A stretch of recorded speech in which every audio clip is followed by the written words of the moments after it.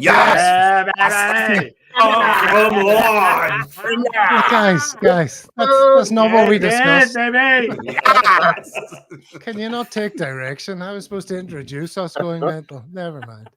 Welcome back to A Celtic World, the channel that celebrates that there are Celtic fans all over the planet.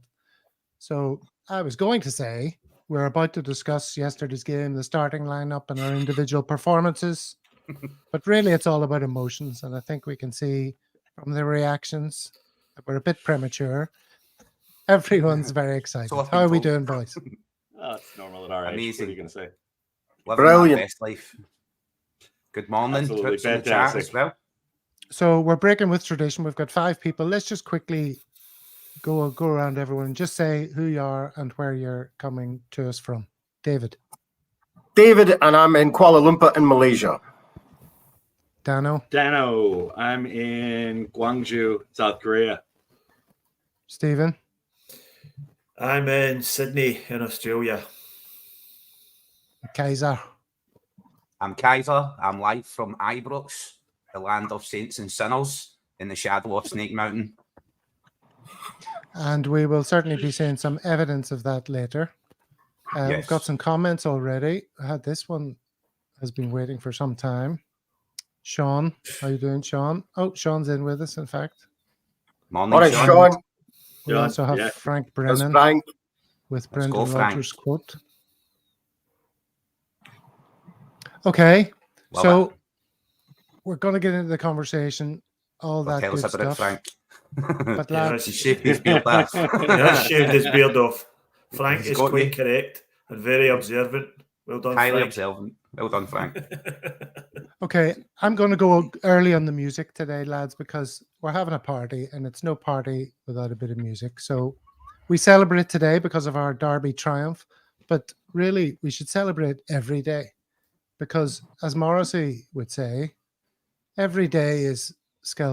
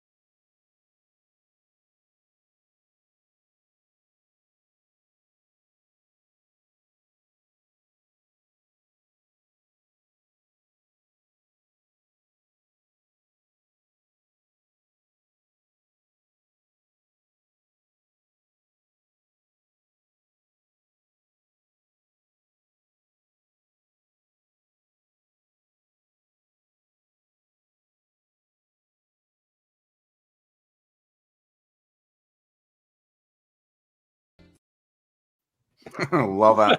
Brilliant. I Brilliant. Every day, Scalp Huns Day. Every day is Scalp Huns Day. think Oh, you is should it do an this album at the coming? start every week, man. Every week you got to do this at the start. I mean, this is what everybody pays for, anyways. Come on. We've got an album coming, no? Christmas Wow. album. There should be, but obviously that was incredibly enjoyable to put together. Isn't everyone feeling wonderful? We got to get into individual conversations. So let's talk about the game. David, are you happy? I was absolutely delighted with the response of the players, the manager, the change of tactics, the show of aggression that Brendan Rodgers wanted. Some of the individual performances, Scales, Hart, Conor McGregor now back in the team, firmly in command again. Kyogo's goal was a thing of beauty. He was leaning back. He was perpendicular. He was amazing. So I'm happy. I couldn't be happier, I don't think. Fantastic. And Dano, we got the 3 points. Were we any good? Yeah, I thought so. I mean, it was kind of a rough game to watch. I don't think, like, stylistically, it was one of the better Old Firm games at all. But today, I feel like, a guy who just got away robbing a bank or something. I mean, we just ran away with gold in front of 50,000 people and nobody could do anything about it. Unbelievable. I mean, I was talking to Steve-O before the game on our group chat, and it was just like, I've got the fear, man. Like, I saw scales on the team sheet. I was like, we're going to get cut up to, what were we saying before? Shribbins? Yeah, Shribbins. Shribbins. I had no faith, but Scales was good. I like the tactics we had. I mean, we honestly should have beat him 3 or 4-0. We were definitely the better team yesterday. Okay, and Stephen, I want to hear your general thoughts on the game. And when you're doing so, can everyone check their mics aren't rubbing? I think it might be Dano. There was a bit of rubbing noise on the mic against the t-shirt there. Stephen? Yeah, well, given the context of the game and the injuries we were carrying into the game, you've got to be absolutely delighted with that. And as Daniel said, most of us were approaching the game with a little bit of trepidation. I think everyone would have bit your arm off for a draw before the game, but to walk out with a win is just fantastic. And I think it was a great performance. Certainly in the first half anyway. We were miles better than them in the first half. I don't think their tactics did anything to stop us being really good. I thought they got it completely wrong, and we'll probably talk about that in a bit. But we just dominated them. We passed through them with ease, and we created numerous great chances in the first half. And as Daniel says, we should really have been 2 or 3 up by the time Kyogo scored. Kyogo himself had already missed a couple of chances, but we were we're just so much better than them in that first half. Second half turned into a bit of a backs to the wall, just sort of naturally with them sort of pushing for the equaliser. But I thought we dealt fairly comfortably with everything they threw at us. And the central defensive pairing was just outstanding, especially Liam Scales. Given what that boy's, the pelters he's had in the media on the run up to that game, for him to turn in a performance like that in that environment, it is just incredible. And if he never plays another game for Celtic, he'll always have that in his locker, and he'll remember it for the rest of his career. So, full marks to Liam Scales. I can't speak highly enough of him. That was a fantastic performance. Okay, well, you touch on something there, Stephen. It's quite interesting. The team sheets. Kaiser, when you saw the team coming out and you saw Scales was there and you saw none of these new saviours who were being parachuted in to save us at the last minute were on the team, how did you feel? I felt like, as we highlighted on the podcast previously that week, and I got a lot of mails from a lot of people thanking the members of the podcast for being positive when so many people out there were negative and naysaying. We called it spot on. I'd like to say that right now. I did turn around and say the way Brendan Rodgers sets up the team stylistically and how we play, it would be very different playing against a team who came out and played against us and were not parking the bus. And that's what seemed to happen. We played amazing football, especially in the first half. Totally dominated. Could have been 4 goals up. Kyogo could have had a hat-trick in the first half. But when I seen the team sheet, to go back to that, sorry, Gav, when I seen the team sheet initially, I was like, okay, so we got an emergency centre-back and he's not playing. There was rumours of him taking a knock during training. However, I did see him getting on and off the team bus. So I know he was there. He was not on the bench, but he was with the squad. So reports of him being injured were false. I think I seen John Hartson put out a tweet on social media just calling for the players to rise to the situation. It was their time to rise and come and do something. And I think Brendan very much done the same thing with the players. He went to the players who have been playing and says to them, this is your time to rise and achieve something. And the opposition's ground, in front of all of their fans, none of our fans, the players rose to that occasion. I did see a couple of people saying, oh, we only bet them 1-0 and PSV bet them 5-0. well, let's say people remember, PSV actually drew with them 2 each at Ibrox, and we bet them at Ibrox with no fans. Absolutely no fans in the stadium. Players rose to the occasion. Delighted. Absolutely delighted. Well, smiles all round. David, I don't know about you, but I often really don't enjoy watching Glasgow derbies. It's just, I'm too tense and I'm just waiting for something to go horribly wrong. But I was really enjoyed that game. Did you? So I thoroughly enjoyed it from a purely footballing point of view, especially the second half. As Steve said, it's backs against the wall. It's not particularly delightful, but I think what had been created in terms of energy and drive and determination within the first 10 minutes, you know, talking to the guys, watching it, it was just fantastic. There was a sense almost, I mean, when I saw the team sheet, I'll be very honest, I had my doubts, right? So I saw it, I thought, none of the new guys coming in, where's Phillips? So all of these same conversations were had here in Malaysia. But within about 10 minutes of the game, there was something about the way in which they were approaching the game, their movement. McGregor was firmly in control. And I thought there was a sense from the back, they were holding a line really well, right? And that was a kind of dicey move, I guess, because there was we were challenged by that. There was some breakaways because of that. And that was a bit nervy. But then there was a sense of when you saw Hart, he had an approach, a determination, a confidence that we wanted. And I think that moved the two young defenders, right, coming in, who were up against it at times, and they just held solid. So there was a lot of fun after about the 10-minute mark. There was a few kind of scary moments about whether or not they were, allowed, denied goals, etc. But other than that, I thought we dominated, and it was just the response and the manager, the way in which he set them up to succeed. The flow of movement that we were so used to before through the centre was there. So, brilliant game of football. Sort of purist, maybe not, but enjoyable, absolutely fun. Yeah, that first half, Dano, how much do you think it was because of how Brendan set us up and how well we were playing and how on form McGregor was? Or was that all just happening because of the way Rangers approached us? A little bit of both. I also think that Rodgers knows how to prepare for these games. I mean, he's been extremely successful in this derby, and especially going in there.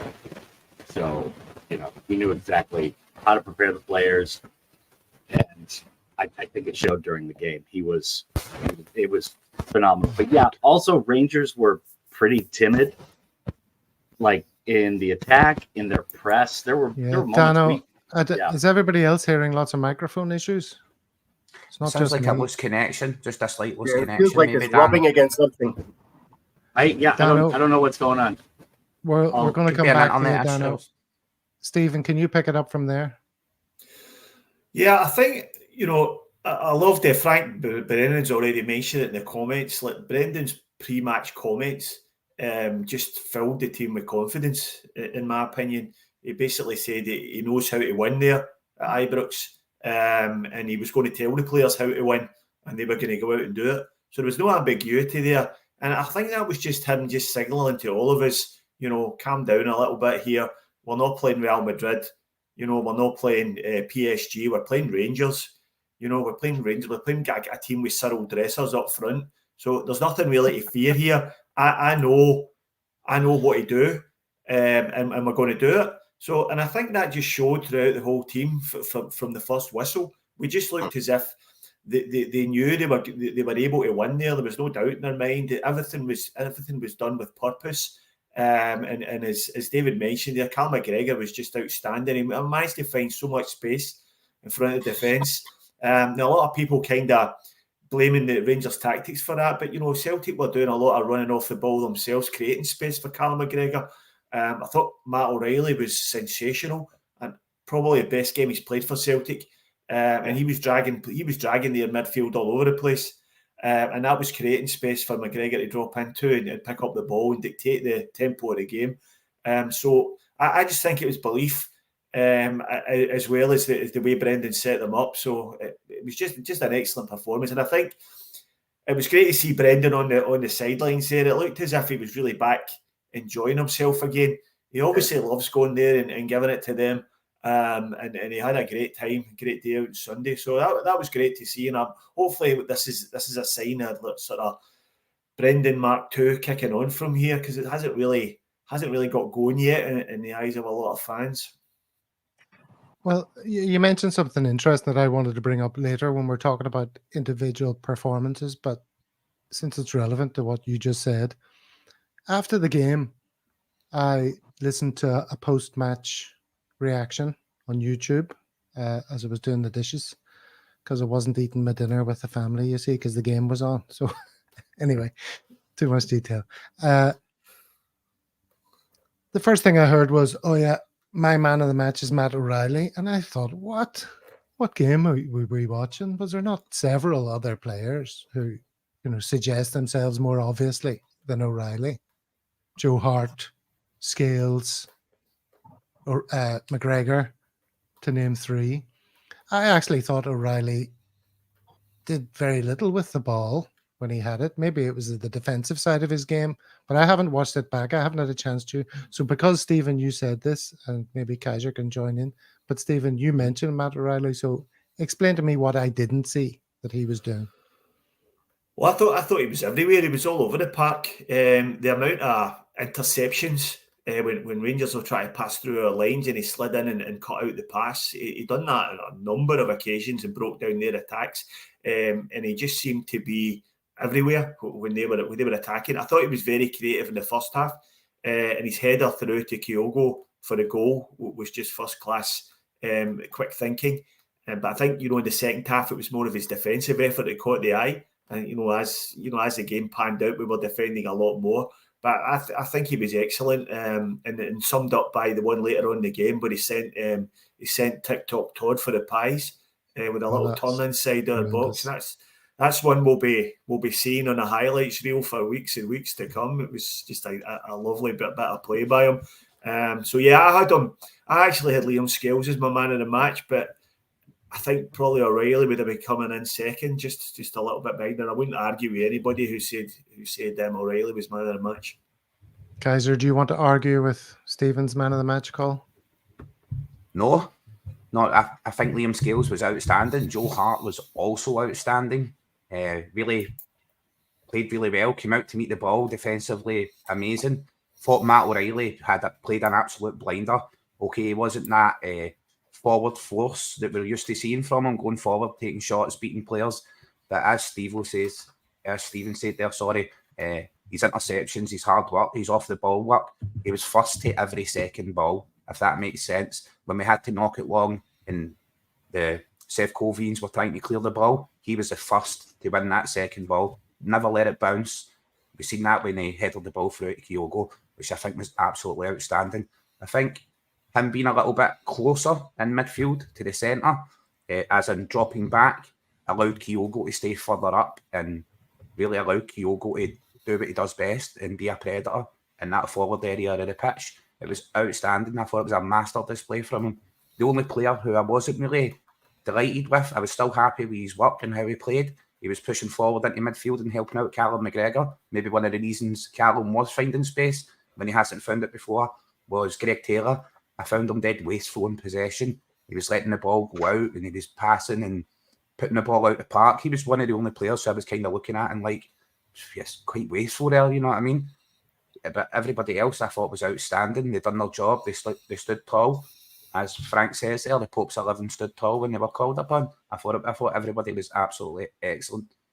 Daniel, did you think everyone was excellent, or were you surprised when Turnbull came off that he was still on?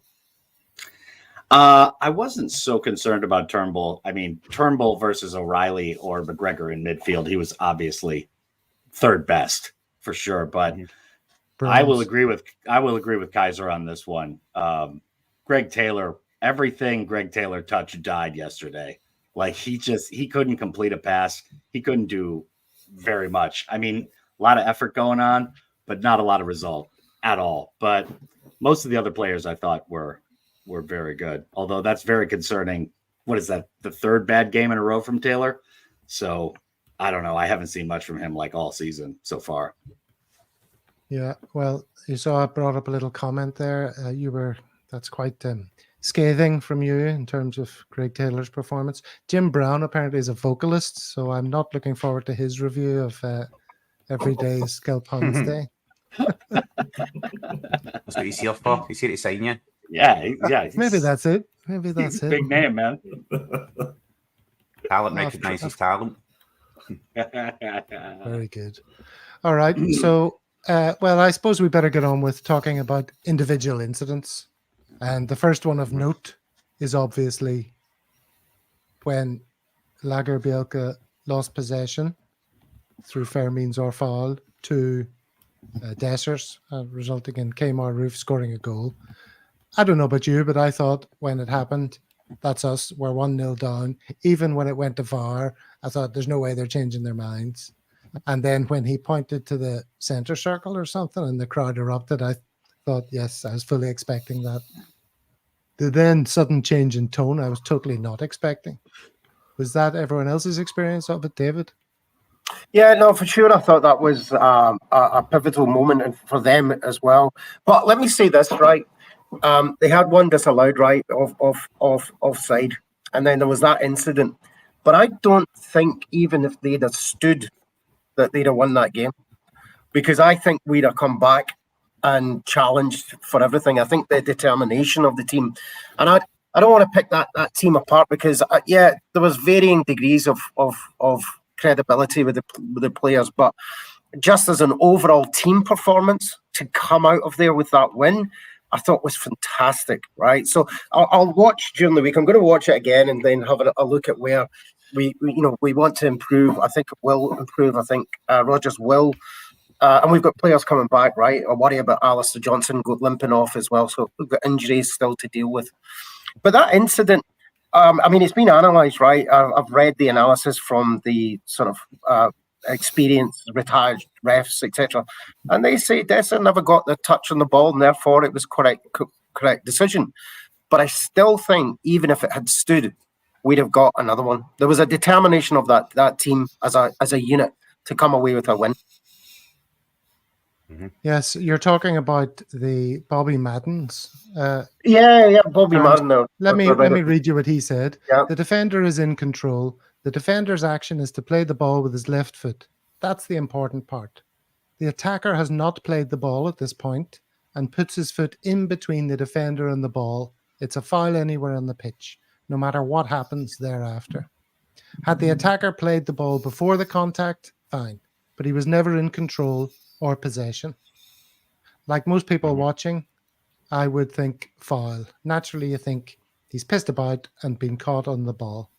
But when you have VAR and all the angles, you can't allow a goal when you have all that evidence. And that's Bobby Madden talking. Mm-hmm. Steve? Yeah. Yeah, like I don't. Yeah, I agree with what David said. I agree with what you said as well, Gav. When it first happened, I thought, "Oh, geez, he's just been too slow in the ball, too ponderous, and he's been caught in possession." But once you review it in VAR, to me, it's a clear foul.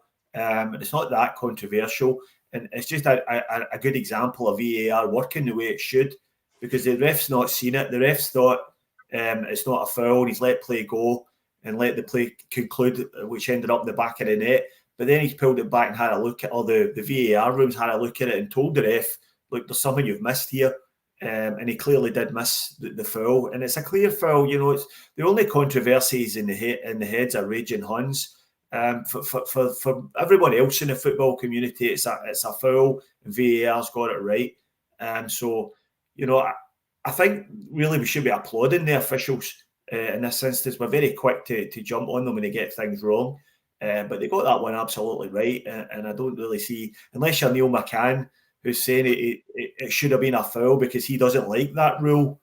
So in Neil McCann's world, that's how things work, you see, because he doesn't like the rule, then it shouldn't apply in a game between Rangers and Celtic. But for all of us back in normal land, it was a definite foul for me, absolutely.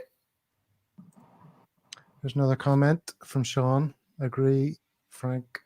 Watch Turnbull. He was more on the left to help Taylor make room for Scales.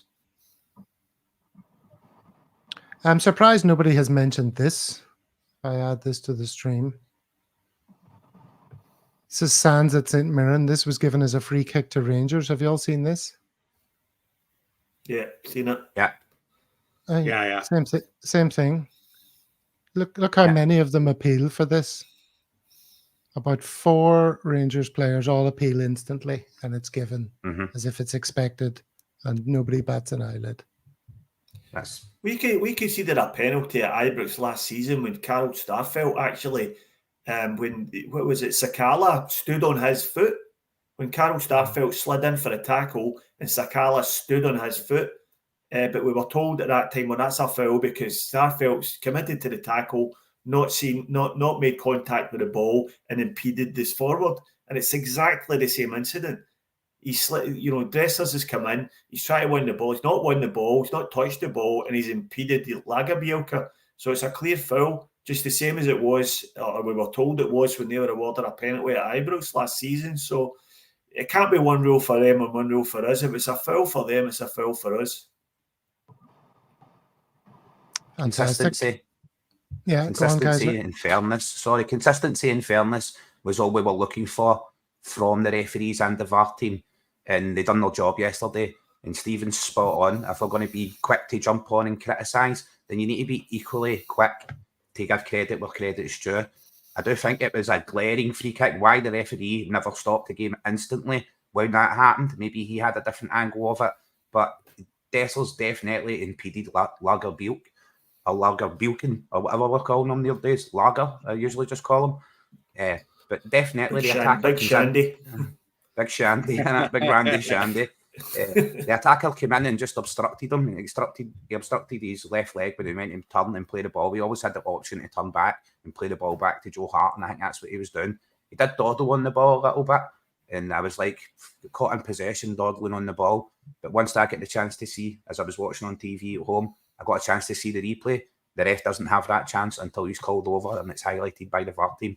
And when he went to that screen, me, 100%, I thought he was just going to give it anyway. I'm not used to it just being given anyway. I was like, it's just going to be given anyway. I noticed every time a Rangers player went down, they got the free kick instantly. You know what I mean? Every time a Celtic player went down, it was waved off and told to get up and hurry up. So within the normal confines of the game, they were very much getting the benefit. And when the referee went and reviewed that decision, I did honestly think he was just going to allow it to stand. So I imagine my surprise when he pointed towards the centre circle. He was actually pointing in that direction because that's the way the free kick was going, and then pointed at the spot where the free kick was. I was delighted. My neighbours had to rewind and soak all the screams of joy back in. So I actually heard the breath coming back in, and then when Kyogo rifled that shot into the bottom corner, or he held me in that stadium, the silence was deafening, because I can hear the stadium, the roar for the stadium round the corner. You know what I mean? The silence was deafening. It was beautiful. Do you think the people in the stadium could hear your roar when the goal went? That's the question. Yeah. I think they could have. Well, look, we'll come to the goal in a second, but just before we leave this incident behind, I'm going to not make the mistake that I made recently by saying that we've had the rub of the green on VAR because Stephen nearly jumped down my throat.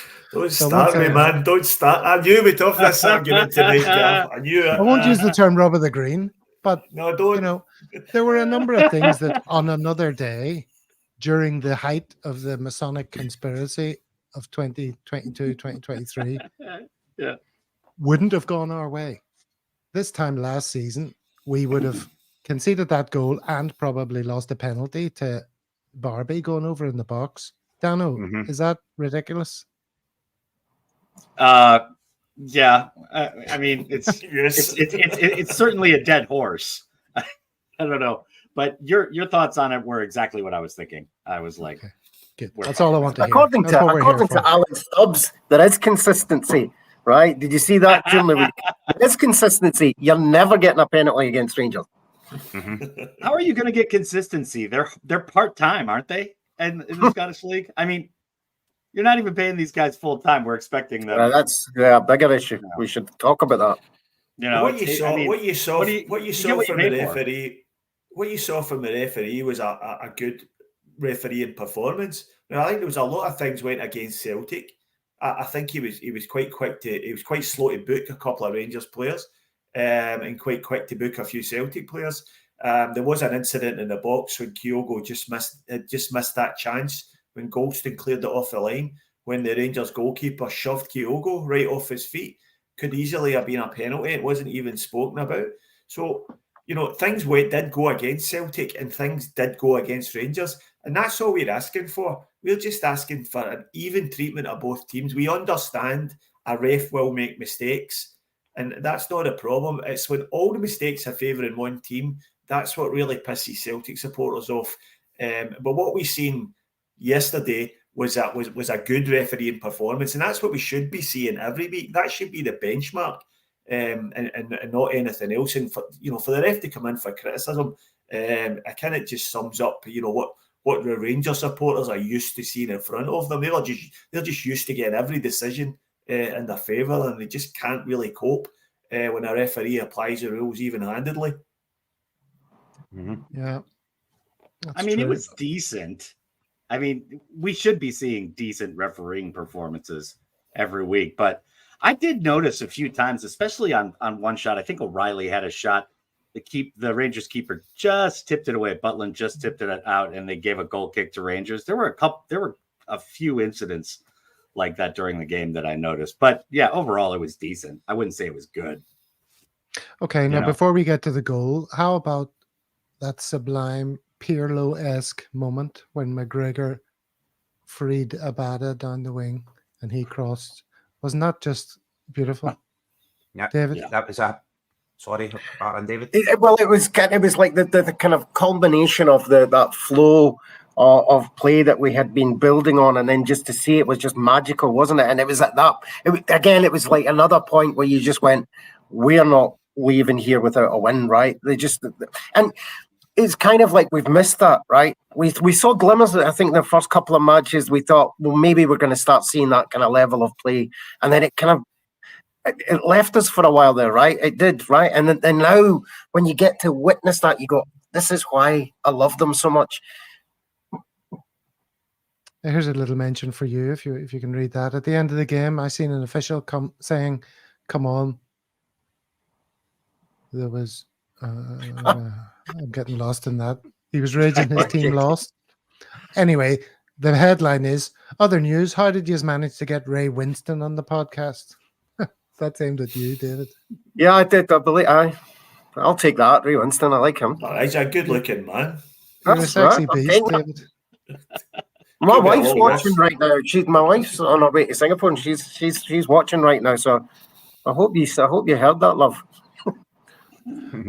Well, here's something we'll all be delighted to hear from Pat. This channel will grow. Great Celtic content. Hail, hail from Wexford in Ireland. Cheers, Pat, for that. Let's go, Pat. Good on you, Pat. Yeah, what a guy. Okay, so on to the goal. On to the goal. We talked about our nice, passages of play, nice patterns. We were passing the ball about. It looked as if these players knew each other. It was the first time. That first half was, the first smell of Brendan Rodgers football, I think, that we've had this season. But the goal didn't come from a beautiful passage of play. It was goalkeeper hoof and a bit of, well, you could call it head tennis, but Stephen seems to think that Matt O'Reilly's header was executed to perfection. Was it not just a case of knocking it back into the zone? No, I don't think so. I think it was a calculated header to try and find Kyogo. Kyogo, the whole goal was not by accident. I mean, Kyogo hangs around in that position all the time. He hangs around a few yards offside, just hoping to catch out lazy defenders coming back. And that's exactly what happened. It was a really poor clearing header by Goldson, I think. He didn't get any distance or height on it. And Matt O'Reilly reacted quickly. But look, obviously, he's put it back into the danger area quite deliberately. Whether he was, really specifically looking for Kyogo's run, I'm not too sure. But it was a good bit of quick thinking. And John Souttar for them was just absolutely asleep and played Kyogo onside. And he's taken 2 strides and just smashed it into the corner. Keeper never had a chance. And I think it was because he took it so early that they gave the keeper no chance. And he's a good goalkeeper, that boy. I'll give them credit for that. They seem to have unearthed a half decent goalkeeper, but he was beating all ends up there, and it was a great goal. And it's interesting that it came from a long ball from Joe Hart, because I think over the past few games we've started to notice Celtic going long a little bit more, and I think that's part of Brendan identifying a weakness in Joe Hart's game, where he's not really great with the ball at his feet, and this sort of little passing triangles to beat a press is not always going to work for us, and we have to retain the ability to go long, even though we didn't have a physical presence up front. But in that case, in that situation, it worked for us, and we got the goal out of it. So I think it was a very deliberate goal, and it was a great finish by Kyogo. I mean, what a player! Six goals in 6 games against Rangers. You can't beat that sort of record. That's even better than Henrik Larsson achieved. And he definitely cemented himself as the best striker since Larsson, for sure. Yeah, so John Suter played him onside, sleeping in the traps. They call him Soapy. Does anyone know why? He never gets washed. Does that not a character out the Bruins? You know what the Bruins are? Do you have to explain now what the Bruins? David don't know. Like an Ur Willie thing? Oh, I know the Hen Brun, and it was a cartoon. A cartoon in a newspaper called the Sunday Post. Show my age here, years and years ago. Ur Willie as well was in the same one. Yeah, Ur Willie was half the page, and the Bruins was the other page, and one of the characters was called Soapy Suter. Soapy Suter, and they go to their Button Ben. Aye, Button Ben was a wee holiday home. I thought Soapy might have had something to do with, I don't know, visits to Thailand or something. But anyway, it's because he drinks for the toilet. We've got to keep it clean. It's not just a sausage party here. We have female viewers. Yeah. Regina Reid, proud wife of a Celtic boy. How you doing? Your man was just getting called handsome now. Yeah, I know. Oh, this is an interesting thing from Thomas. That was the Rangers' best chance of a result against us this season, and they failed. We will just get stronger. That's my overriding feeling. Yeah. I don't think we were that brilliant. Absolutely. I thought they were pretty poor, right. but you can see the green shoots.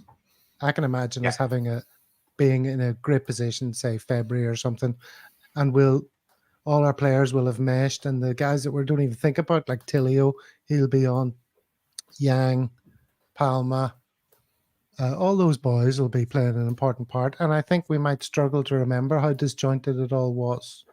Is that the general sense of positivity that's pervading the room? I think so for the league. I have concerns still about Europe, right? I think that's still the kind of the challenge that we'd always wanted with Rodgers coming back, and that was where we were aiming. I think just from pragmatism point of view, I would now really want them to concentrate on the league, develop that team, and establish a base upon which I don't think we're going to do well in Europe. I just don't. But and I don't want to be negative, right? Because we've been very positive. We've stayed stable and got behind the manager and the team, and we've stayed steady.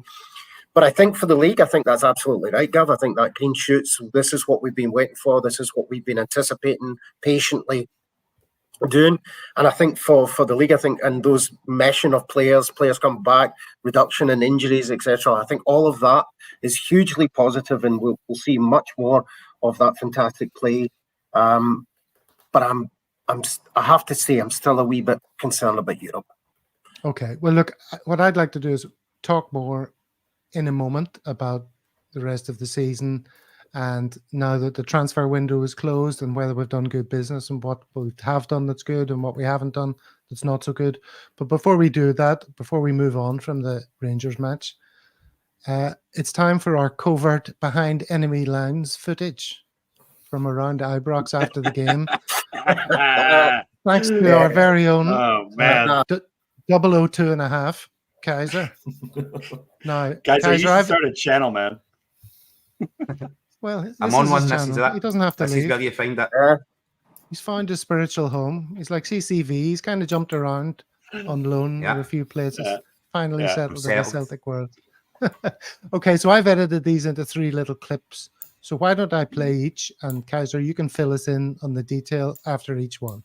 So the first one is a little windy. I have to apologize for the wind noise.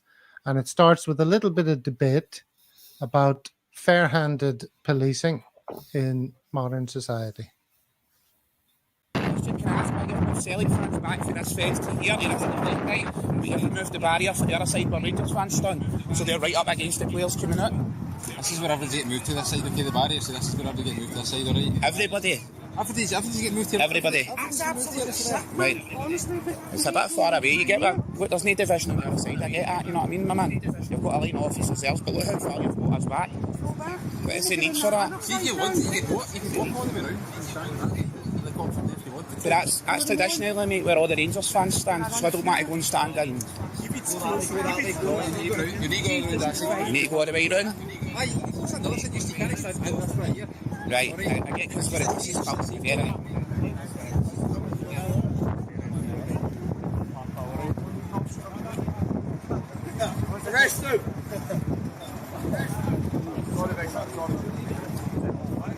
Keep this all away, man. Keep this all away.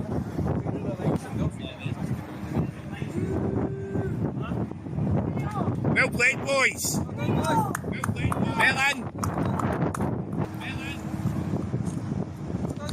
Well done. Well done.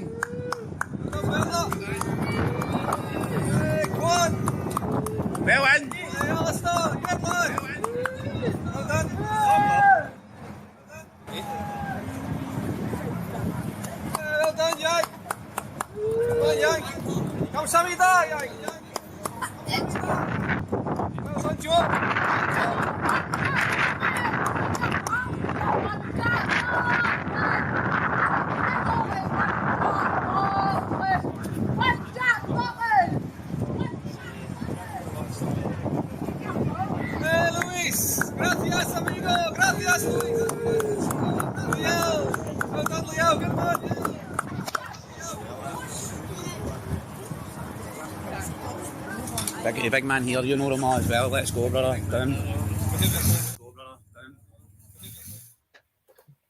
There you go. Kaiser, who was the big man? He's a bit of a linguist.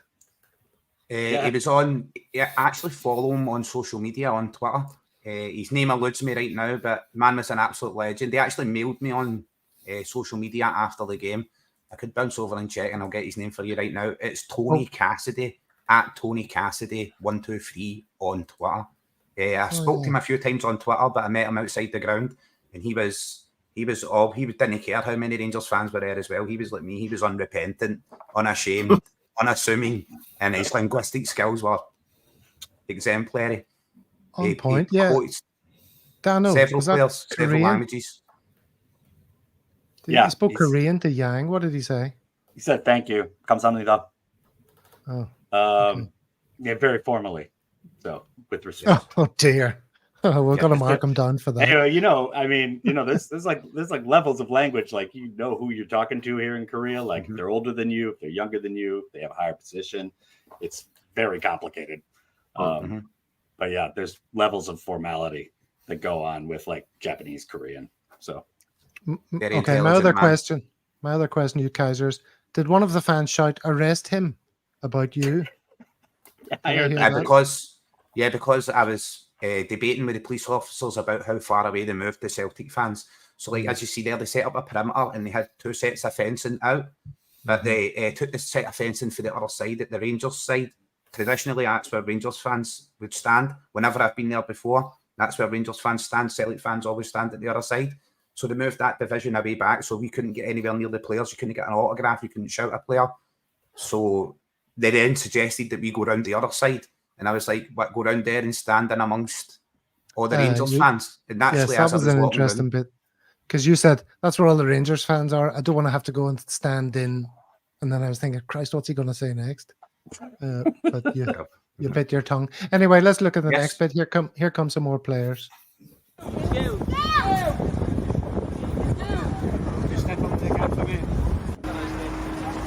He's a good goalie, Jack. Well done, Joe.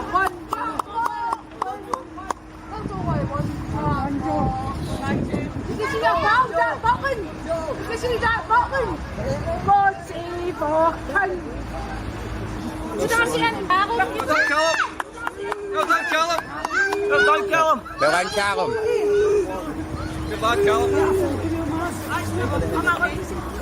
I know that one.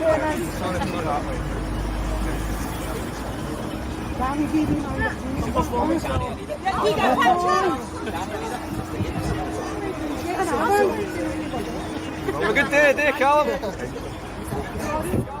And stop trying to rob with flares. You don't ask, you don't get. What about your boxer shorts, Cal?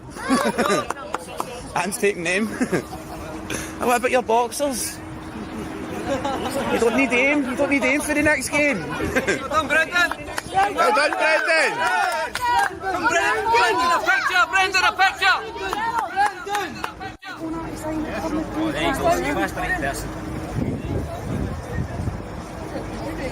Legend, Matt, I'd get a picture, but you're just too handsome for me. Yeah, you make me look too ugly, my man.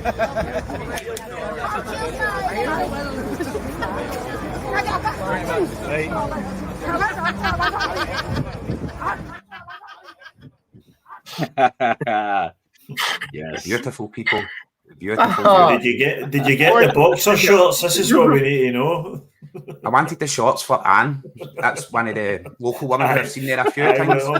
We're not believing that, mate. I was only going to sniff them once or twice, all right, mate, and then I was going to hand them over.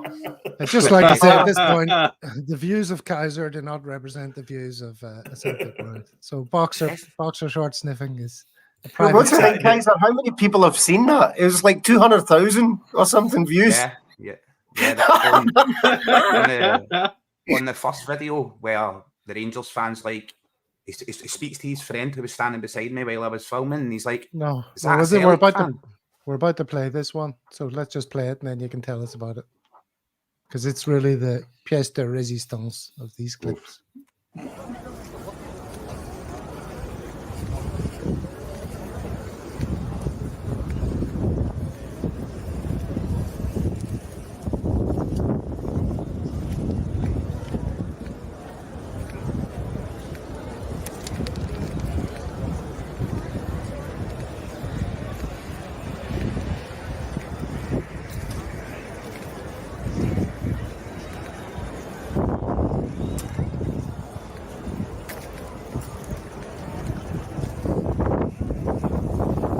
Go, Corey boy. Yes, I think so, pal. Aye. Aye, man, Celtic man, my man. You're one. I stay here, mate. I know, but you're luck. Lived here all my life. You're one dodgy bastard, man. You're one dodgy bastard.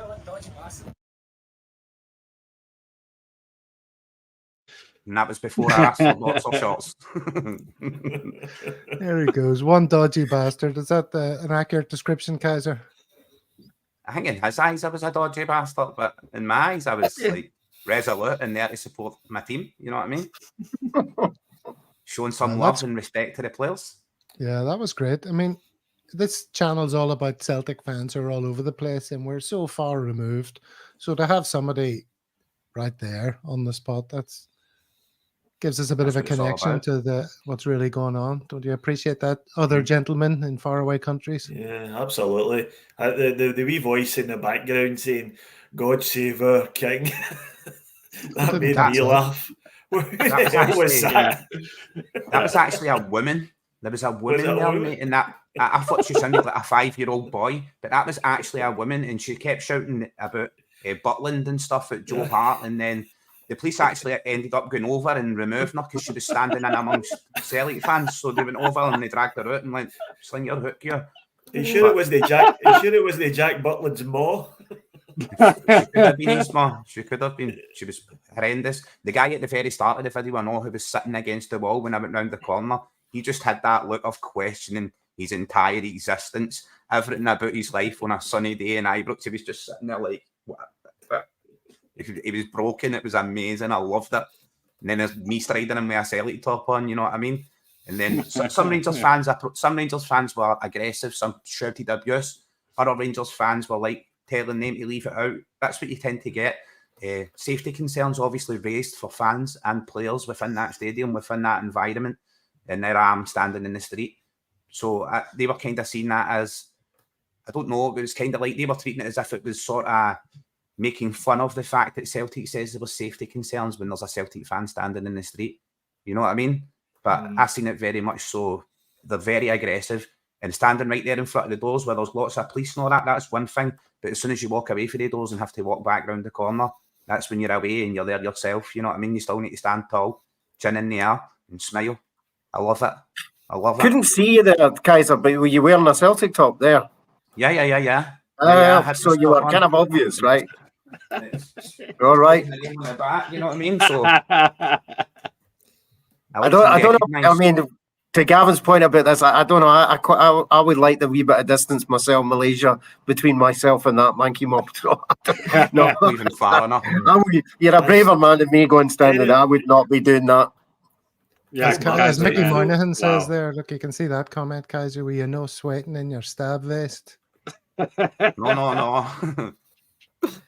And here's another thing, Frank, congratulating you on that footage. But on a serious note, thank you very much.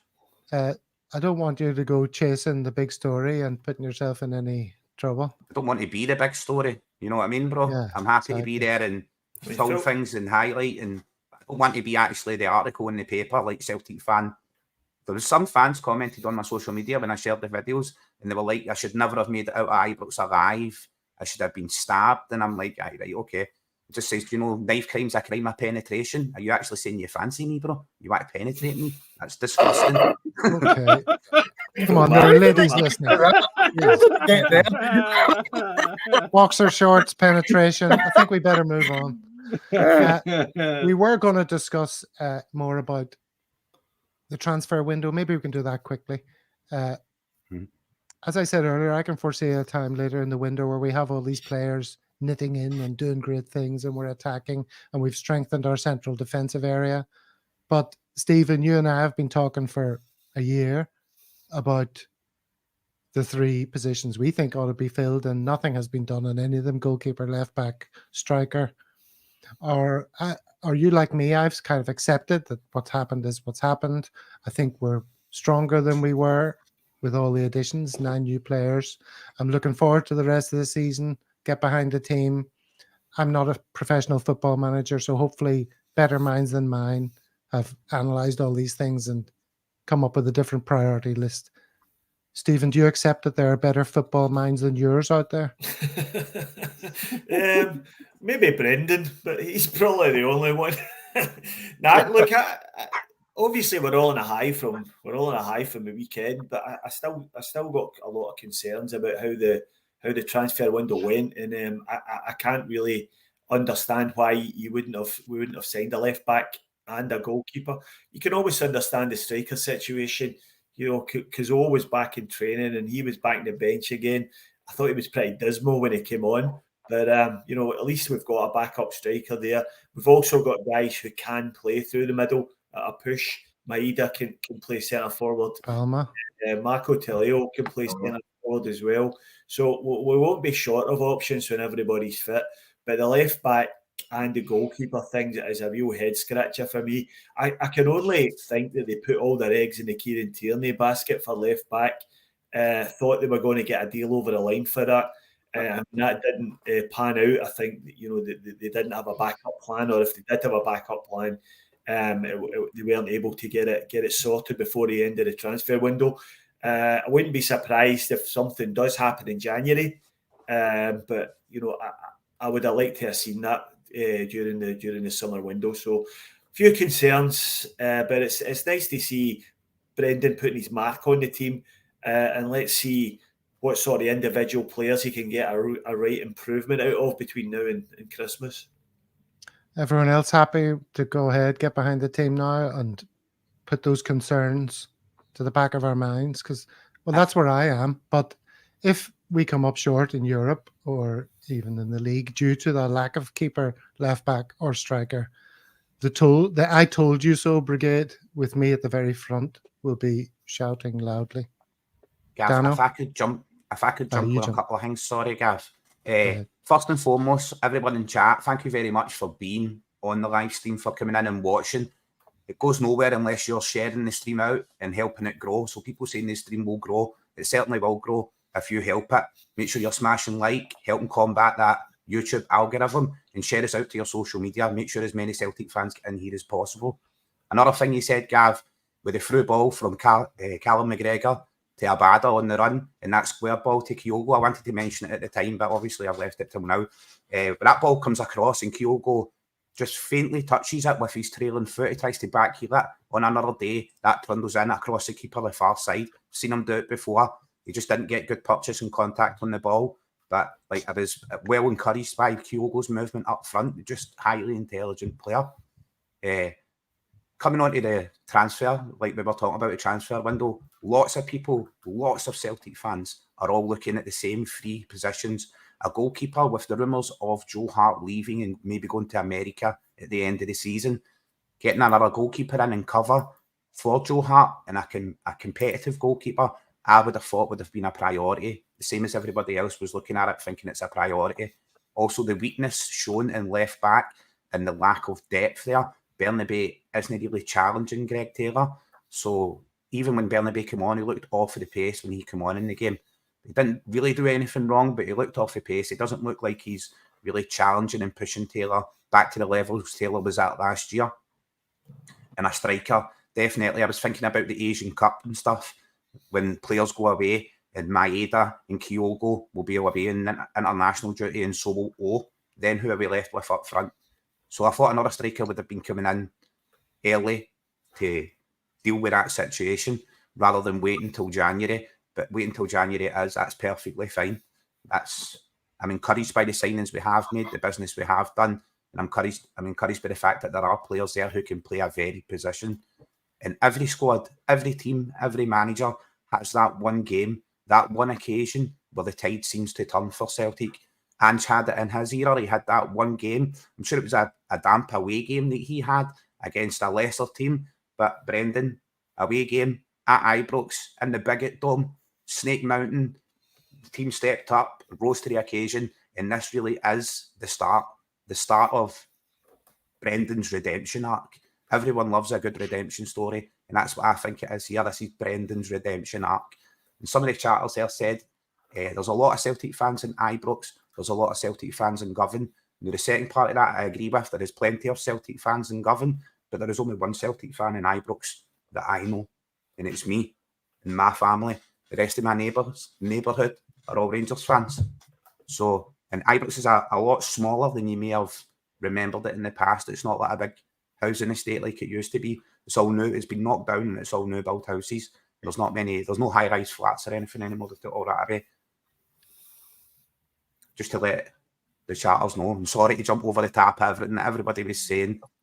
I'll shut up now. Talking about the transfer window there, I was listening to the Celtic Underground podcast earlier today, and they seem to be alluding to the fact that the boy from Brøndby, I think it was Kvitsgarden, we couldn't agree a fee on, but they seem to think it's been nailed down for the January transfer window, and he'll be arriving then. So that sort of planning, I don't have a problem with, and it'll be good to get something over the line. And if they've got something also for a left back planned for January, then I think that's probably a decent way for the club to approach things if they couldn't get it done in the summer, with a view to getting the guys in for the second half of the season. All right, lads. Look, we're coming up on the hour, and I'm sure David and Dano have more to add to that, but there'll be plenty of time for talking about squad development and stuff. Today was all about a wonderful success that we had in the derby. So we're going to move on to social media just quickly for the last few minutes here. So let me share this. And Dano, I think this is your one. You should be able to hear this, but you talk about it first. I didn't really submit it as my social media, but we'll take it.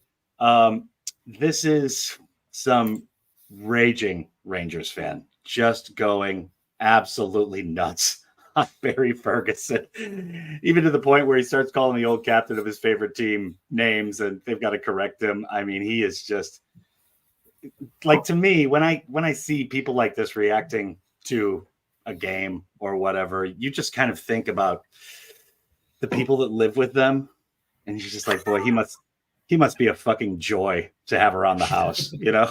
Well, let's hear him. Let's hear what he has to just say. like a minute or so of it will do. It's like Okay. 5 minutes long. Can you hear that? Okay. I'd say turn it up a little bit. This man should resign and take the field. That's his vote. I'm Derek, what are you talking about, cheerleader? Well, you constantly try and back the manager. When was the last time we won a key game? Listen, you're 4 games into a season and you're wanting a manager out. Sorry? You're 4 games into a season, you beat off Celtic today. Don't make excuses, Barry. You're 4 games. You're 4 points behind. Well, listen, I totally disagree with you. There you go. I totally disagree with you. So he totally disagrees. That's hilarious. Stephen, is this you? This is you. Yeah, that was the one I mentioned. Yeah. So this is a video of the fans at the final whistle, and you got Mr. Angry in the orange top there, and he's telling everybody in the Rangers team to F off. But the interesting one for me is his mate beside him, the baldy guy in the Blue Rangers top there. If you just watch, if I don't know if you can play that, Gav. If you just watch him, he seems to be struggling with the amount of fingers that he needs to abuse the team, and he doesn't really seem to. If you just watch him.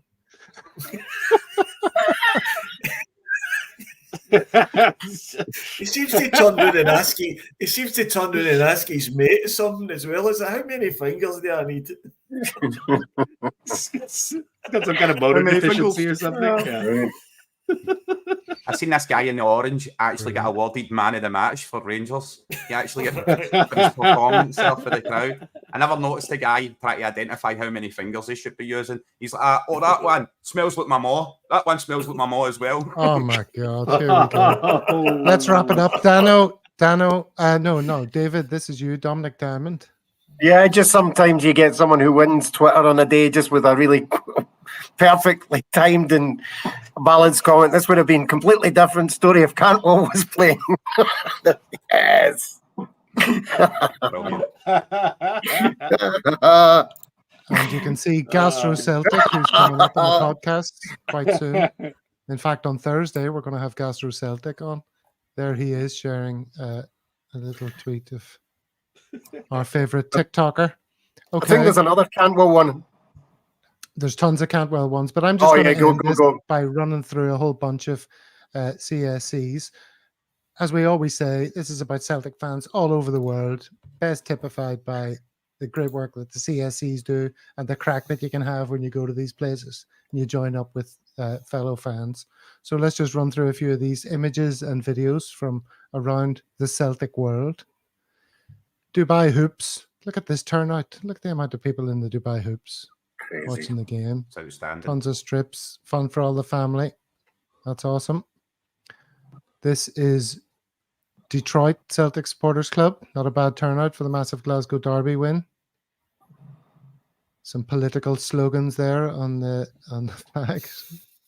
Oh, this is funny. This is Malaga. This is from Dan Kembury. Celtic fans in Malaga give a Rangers fan pure abuse after the game. Watch a wee bit of this.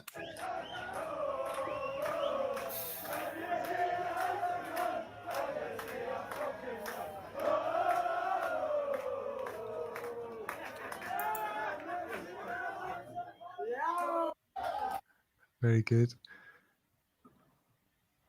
Pittsburgh Celtic Supporters Club representing Amsterdam. Molly Malone, superb day in Amsterdam on the Celtic. A magic day in Austin. A magic day at the Austin CSC. Come visit us in the heart of Texas, y'all. Abu Dhabi. Abu Dhabi. This is quite good.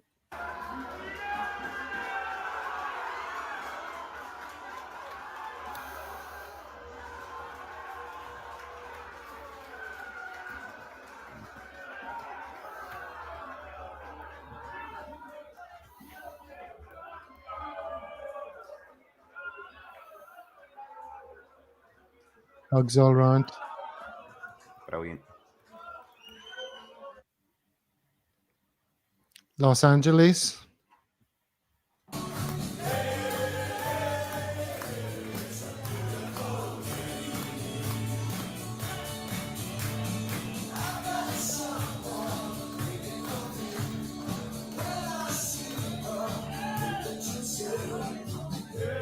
Brendan doing the sloth there. And Perth is absolutely rocking. Perth CSC.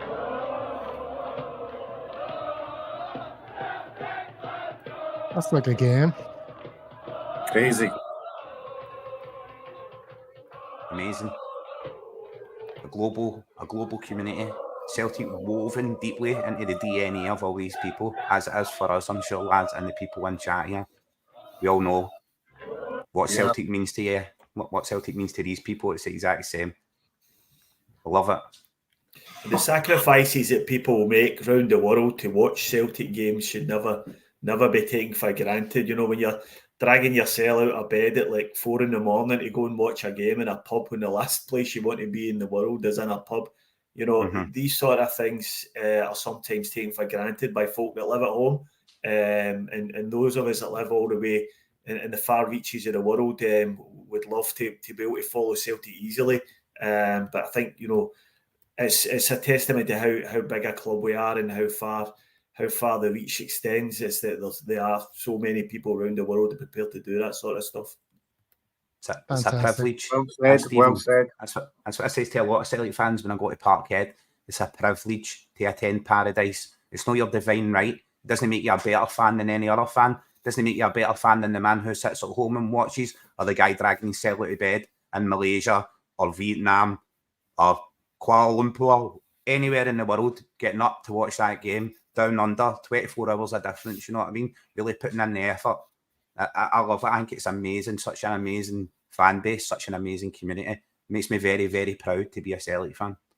Fantastic. Well, I'm very proud of all of you guys and everyone in the comments. This channel is indeed growing. So as Kaiser said earlier, do what you can, subscribe, share, tell your mates. And let's see if we can grow a Celtic world. Congratulations, boys, on a wonderful victory and a wonderful pod tonight. Hail, hail, Hail, legends. hail. Hail, hail.